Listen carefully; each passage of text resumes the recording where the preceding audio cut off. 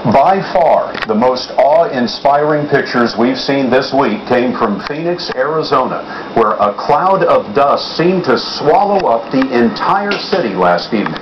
Flights were grounded, drivers couldn't see more than a few feet in front of their cars. Folks who live in Phoenix are calling it the mother of all dust storms. We've been hit by a lot of violent weather this year, and we asked Ben Tracy to look into why. This is a legitimate haboob, or a dust storm. The giant wall of dust that swept into Phoenix was bigger than most, a mile high and packing at least 60-mile-per-hour winds.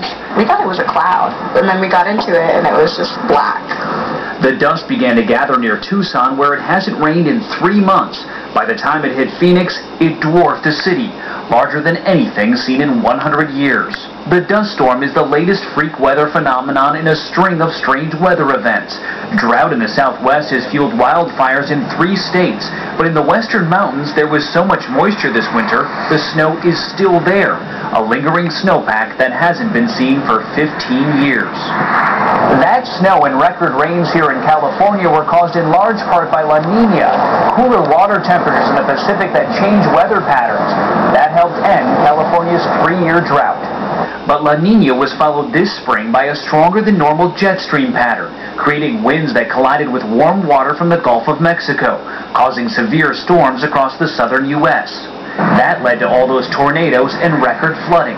Meteorologist Jan Null studies weather patterns.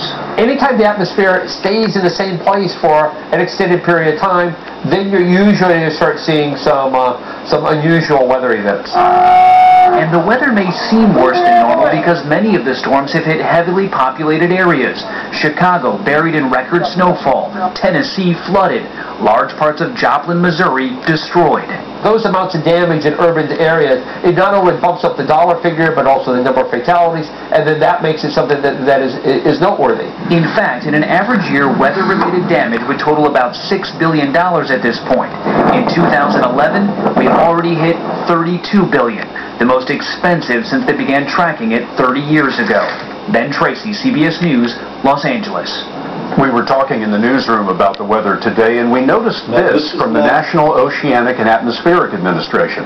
So far this year, there have been 8 weather disasters in the U.S., blizzards, tornadoes, floods, wildfires, that did at least $1 billion damage each, and hurricane season is just beginning.